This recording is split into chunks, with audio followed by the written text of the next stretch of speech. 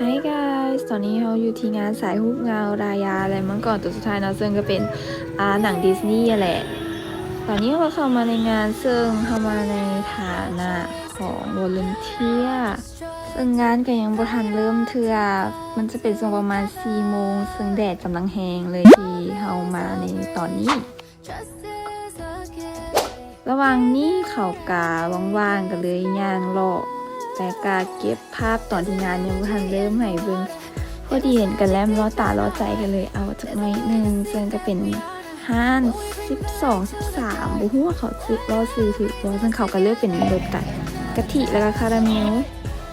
อันนี้ก็เป็นตอนที่งานเริ่มแล้วซึ่งก็ได้มีทันทูตมาร่วมนำและทันทูตก็ได้ถ่ายรูปร่วมกับแบ็คดรอปที่เป็นรูปการ์ตูนนำและนี่ก็คือรูปแบ็คดรอปแล้วก็ป้ายโปสเตอร์ต่างๆที่เป็นของ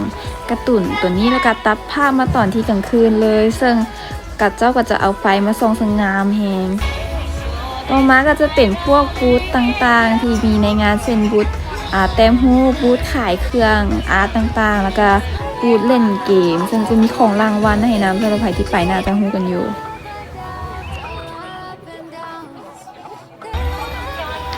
ตอนนี้งานกะใกล้เริ่มแล้วคนมาหลายแล้วฟ้าก็เริ่มมืดแล้วก็ก่อนเปิดงานทันทูตก็จะได้มากล่าวเปิดแล้วก็ว้าวน้อยนึงแล้วก็จะมีลูกของสตาฟแหละแล้วแต่งตัวเป็นหนึ่งในตัวละครในการ์ตูนลายานะฮะในเมื่อเขามาเบิ่งหนังกับพลาดบ่ได้เบิ่งหนังก็ต้องมีป๊อปคอร์นซึ่งก็มีป๊อปคอร์นฟรีน้ำจากแสงลาวอันนี้ก็เป็นฮูปมื้อถึงวิสำหรับคนที่มาเบิ่งหนังซึ่งก็เบิ่งบ่หลายปานใดเพราะเป็นมื้อถึงวิแต่ว่าอันนี้คือมื้อที่3ซึ่งคือคนหลายแบบและนี่ก็จะเป็นทานสตีฟเนาะมาแจกลายเซ็นนำให้คนที่มาร่วมแล้วก็อันนี้คือแถวที่พากันต่อเพื่อถ้าเอาลายเซ็นกับโปสเตอร์หนังนะแล้ว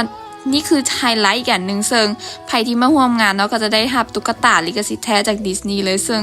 น่าฮักแบบเป็นวอลลันเทียร์ยังอยากได้เลยนะแต่ว่าแบบก็บ่ได้นะเขาต้องเอาไว้ให้แขกแล้วก็เบิ่งแม่มีตั้งหลายตัวแล้วถ้าไผได้ไปนะก็คือคุ้มค่าได้เบิ่งหนังฟรีแล้วก็ได้ตุ๊กตาและได้โปสเตอร์อีกก่อนจากไปก็อยากมาลมๆน้อยนึงว่าแบบ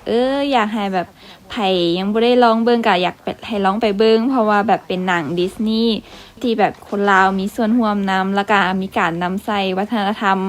ของแบบฟังพวกเฮาฟังประเทศพวกเฮานะเข้าไปนำซึ่งโดยปกติเนาะหนังดิสนีย์ค่ะเจ้าก็วัฒนธรรมมันก็คนต่างๆแล้วค่ะเจ้าก็แบบใส่อีหยังที่เฮาบ่ค่อยคุ้นชินนำซึ่งการที่เขาเจ้าเฮ็ดอันนี้ขึ้นมาเขาก็มองว่าแบบเป็นโอกาสที่ดีแบบถ้าเขาเจ้าเห็นว่าผลตอบรับมันดีในอนาคตเขาเจ้าก็อาจจะสร้างอีหยังแบบนี้ขึ้นมาอีกซึ่งแบบผู้เพิ่นเก็ทป่ะว่าไม่เคยเห็นในเฮามีหนังที่มันเกี่ยวข้องกับพวกเฮาในดิสนีย์หยังหั่นนะแต่ก็นั่นแหละบ่ได้บังคับได้แต่ก็แบบถ้าไผมักหนังแนวนี้เลยแบบเบิ่งดิสนีย์แต่ว่ายังบ่ได้เบิ่งเรื่องนี้ก็ลองไปเบิ่งกันได้